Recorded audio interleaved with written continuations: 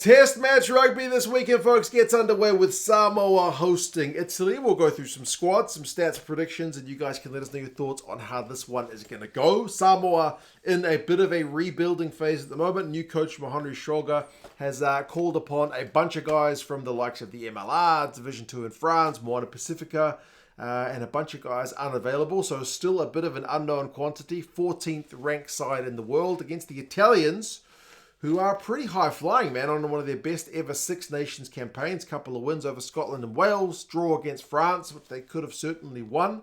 Ranked 8th in the world, which is certainly higher than we are used to seeing. And they have brought down to the Pacific more or less their full-strength side. We'll start with the Samoans, though, because they are at home.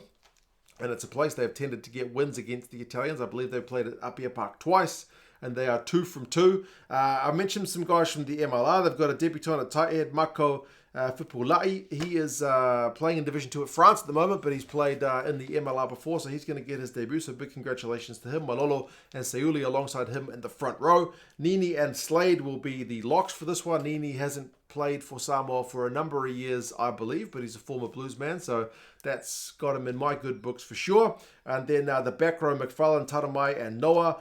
Theo McFarland is certainly the star of the show by a country mile. He is genuinely world-class. Everything he does is good. He steals lineouts. He gets ball carries. He can offload. He tackles. He turnovers. He genuinely does a bit of everything. And it's no wonder that he captains the side, because I think he is easily their best player. Taramai, another former Blues man, I believe he's been playing his rugby over in Japan, also gets his debut for Samoa in this one, so big congratulations to him there. I believe he's been playing his club rugby over in Japan at the moment. Moana Pacifica combo with Taumateine and Leiua in the 9-10 combo. Leiua, I think, more of a 12, but he is playing 10 for this one. He can play 10. He's played a fair bit of bench for Moana Pacifica, so we'll see how he goes pulling the strings for Samoa for this one. And then Tuala, also a Moana Pacifica connection, usually plays 15. He's playing 12 for this one, but can certainly play 12. So a kind of interesting couple of selection choices there. And Leiua, Alapati Leiua is there at 13. So certainly a big ball carrying centre. Sebastian Visinia, the brother of Lolani, is going to get his debut on the right wing. So big congratulations to him. Wong, another Moana Pacific connection there on the left wing. And then Duncan Paiaaua, who kind of acts as that second playmaker at fullback, rounds out the starting 15. There is also another couple of potential debuts on the bench. Lolani, Faleiva, another MLR kind of front rower. And then Afa Moelei is there in the number 22 jumper. He's played Moana Pacifica and I think Samoa under 20s. So maybe one who is going to get a good bit of experience for his first international cap. A bunch of unavailable guys like the Lei brothers, Formai, Taefu, Manu, Miracle Whailangi, like a bunch of guys sadly unavailable for this one. But for what he has got in the stocks, we'll see how they go at home. For Italy, like I mentioned, their squad is very stable. This is a more or less all Six Nations team. The same front row, Fischetti, Lucchesi, and Ferrari that played last time. I think Lucchesi was on the bench, but other than that, that's the same team that played in their final game of the Six Nations. Canone and Rutsa. Rutsa is certainly the guy to try and stop at line-out time. He is an absolute star in the year. I think he led the Six Nations in terms of line-out takes. So if they can get clean line-out ball, they'll be looking to get the ball out to those explosive backs. Istikor is at 6.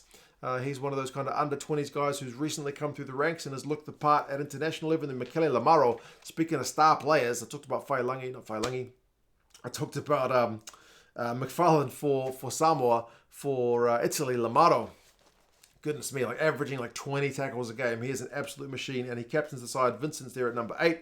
Varney and Garbisi, same 19 combo. It's unusual for a team's 10 to be their leading ball carrier, but that's where Garbisi is. Him and Monty Ioane out on the wing tend to get the most ball carries for Italy this year, so look for him to carry and bust tackles as well as play make as well. Menincello and Brex were an absolute star midfield too.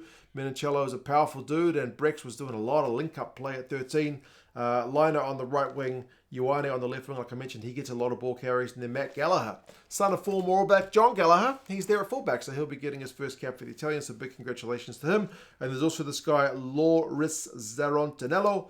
He will also be getting his debut from the bench as the reserve hooker. 6-2 split for the Italians, so just the two backs in Marine and Page-Relo. Stats-wise, the Italians in the Six Nations played with not much ball. But remember, they're usually playing against kind of bigger, stronger teams, so they have to do a lot of defending. They tackle pretty well. They hunt at the breakdown really well, which has been a strength of theirs. But they keep the penalties conceded low, which is a great balance if you're going to be doing a lot of defending. And they tended to, the young side, they tended to start games better than they finish them. So more of their points scored at the opening period of the game than the latter. So Samoa will certainly need to be mindful of them. The Italians kind of coming out to a fast start. Last time they played these two sides was 2022. And that was a bit of a hiding. It was 49-17 to the Italians over in Italy.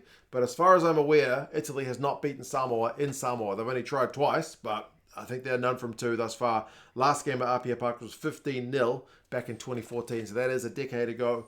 They don't meet that often. Of the last five, three wins to 2 to the Italians, but those date all the way back to 2009.